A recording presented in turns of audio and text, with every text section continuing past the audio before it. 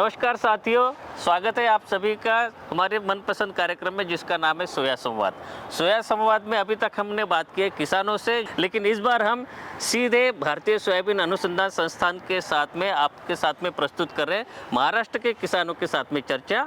और ये जो महाराष्ट्र के सांगली जिले से हमारे संस्थान में कुछ किसान आए हैं जो कि फार्मर प्रोड्यूसर ऑर्गेनाइजेशन से बिलोंग करते हैं।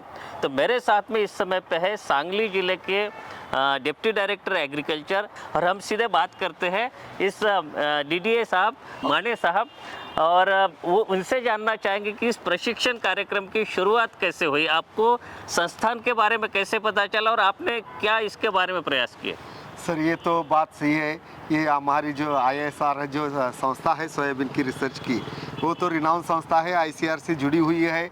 और यहाँ जो रिसर्च हो रहा है वो रिसर्च हमें गूगल से ऑनलाइन से पढ़ा था, और इसके बारे में संस्थान में ये जो प्रोसेसिंग का जो वर्क है वो बहुत अच्छा लगा। इसीलिए हमने सोचा आपसे ये कांटेक्ट कर दिया, और हमें पता चला कि यहाँ भी हमें 3 दिन का ट्रेनिंग मिल सकता है, और हमारे जो FPO है उनको ये सोयाबीन की प्रोसेसिंग में हेल्प हो सकती है। इसीलिए मैं सर आपसे कांटेक्ट किया और हमें यहाँ आने का समय ये मैं आपसे जानना चाहूँगा कि जो कि आपका प्रशिक्षण जो हो रहा है स्मार्ट प्रोजेक्ट के अंतर्गत, तो वो थोड़ा सा वो स्मार्ट प्रोजेक्ट क्या है उसके बारे में थोड़ा सा बताइए। ये हमारा जो स्मार्ट प्रोजेक्ट है, यहाँ के जो है फार्मर्स, अनऑर्गेनाइज्ड फार्मर्स है जिनका होल्डिंग बहुत कम है, ये अल्प और अत्यल्प भूधारक क्षेत्रकारी है, ये फार्मर है, इन लोगों को इकट्ठा करके यहाँ का एक वैल्यू चेन डेवलप करना है सोयाबीन में। इसीलिए सोयाबीन का बुआई से मार्केटिंग तक पूरा वैल्यू चेन डेवलपमेंट करने के लिए ये स्मार्ट प्रोजेक्ट है।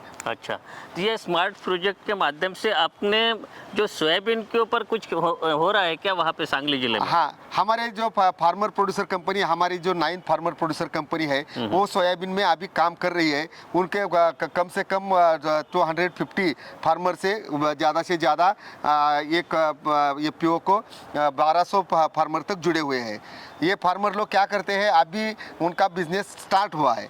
यहाँ क्लीनिंग ग्रेडिंग यूनिट उनके पास हमने दे दिया है MSCP के माध्यम से, और उधर फार्मर लोग आपके मेंबर्स का सोयाबीन का खरीदी करते हैं, और खरीदी करके वो क्लीनिंग ग्रेडिंग करके वो प्रोसेसिंग। FPO बनाने के पीछे मतलब उद्देश्य क्या रहता है कि जो परंपरागत रूप से जो हमारी एक्सटेंशन सिस्टम थी, जो कि हम जानकारी देने का प्रयास करते हैं और किसानों को जो अपने उत्पाद का जो मूल्य मिल रहा है, तो क्या हम फर्क देख पा रहे हैं कि FPO अगर स्थापन किया जाए तो उससे आपकी जो आय में वृद्धि होगी, या उत्पादन जो करते हैं उसके जो आप अपने घर से शायद उसकी बिक्री हो जाएगी या सेल हो जाएगा, तो उसमें क्या आप संभावनाएं देखते हैं कि FPO बनाने के बाद में आपको क्या फायदा हो सकता है? FPO बनाने से हमारे जो फार्मर लोग हैं, 200 है, 250, 250 है, 300 है, ये फार्मर एक साथ जुड़े हुए हैं। इसके लिए उनका क्या होगा कि वो जो इनपुट है उनके पर्टिकुलरली वो इनपुट एक साथ में खरीद कर लेंगे। अच्छा। तो उनका खरीदी करने में सस्ता मिल जाएगा।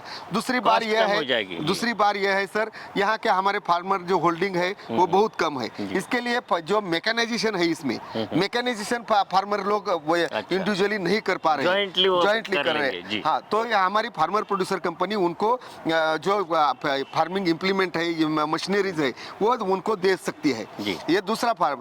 अब तीसरा जो है कि हमारे फार्मर प्रोड्यूसर कंपनी अभी स्प्रेइंग में भी बहुत प्रॉब्लम हो रहा है। हमारा सोयाबीन अभी बढ़ रहा है, उधर पर स्प्रेइंग नहीं कर पा रहे, तो हम हमारे फार्मर प्रोड्यूसर कंपनी वो ड्रोन से उसका सोयाबीन का स्प्रे ले लेंगे।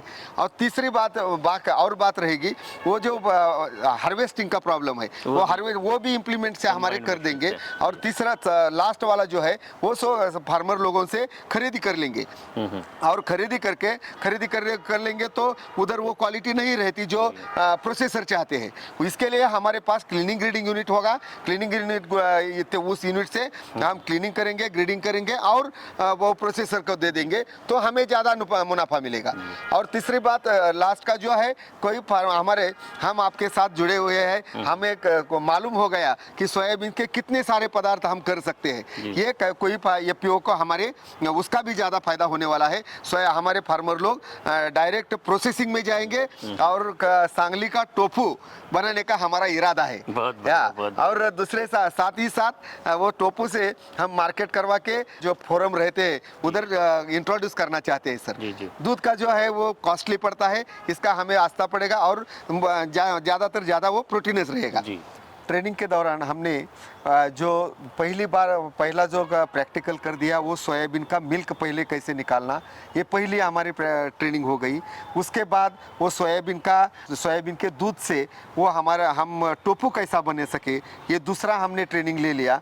तीसरी बार जो है सोयाबीन का जो दही कर्ड बोलते हैं उसे, सोयाबीन का दही करके उससे जो छाछ होता है वो छाछ का हमने ट्रेनिंग ले लिया।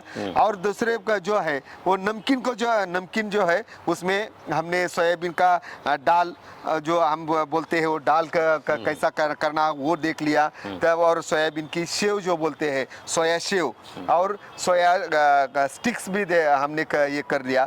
और सारे का जो पदार्थ है उसमें से जो बाकी के जो है हम आज देख रहे हैं, लेकिन हाँ सोयाबीन ओकारा से जो बनता है हाँ, वो करा हमने ये देख लिया सर। हमें ये पता नहीं था पहले था कि सोयाबीन का कोई भी मुझे वेस्ट नहीं हो जाता।